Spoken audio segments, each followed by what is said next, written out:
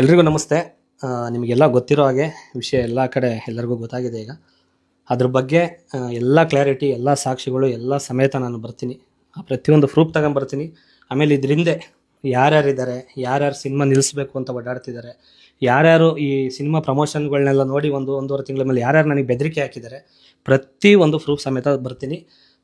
ಆಮೇಲೆ ಏನೇನು ಹೇಳಿಕೆ ಕೊಟ್ಟಿದ್ದಾರೆ, ಅಲ್ಲಿ ಏನೇನು ಬಂದಿದೆ ಪ್ರತಿಯೊಂದು ನಾನು ಕೂಡ ನನ್ನ ಹತ್ರನೂ ಒಂದಿಷ್ಟು ಕೊಡ್ತೀನಿ ಸಾಕ್ಷಿನ.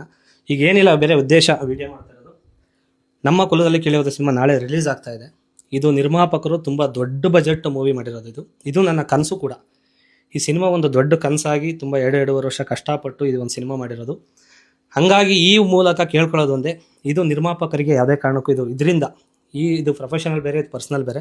ಈ ಪರ್ಸ್ನಲ್ ಏನೇ ಇದ್ರೂ ಅದಕ್ಕೆಲ್ಲ ಕ್ಲಾರಿಟಿ ನಾನು ಕೊಡ್ತೀನಿ. ಇದರಿಂದ ಯಾವುದೇ ರೀತಿ ಸಿನಿಮಾಕ್ಕೆ ತೊಂದರೆ ಆಗಬಾರ್ದು ಅಂತ ಹೇಳ್ತೀನಿ. ಇಷ್ಟು ದಿವಸ ನಮ್ಮನ್ನು ಹರಿಸಿದ್ದೀರಾ, ಆಶೀರ್ವದಿಸಿದ್ದೀರಾ, ಇದಕ್ಕೆ ಏನಿದೆ ಎಲ್ಲ ನಾನು ಕೊಡ್ತೀನಿ. Thank you.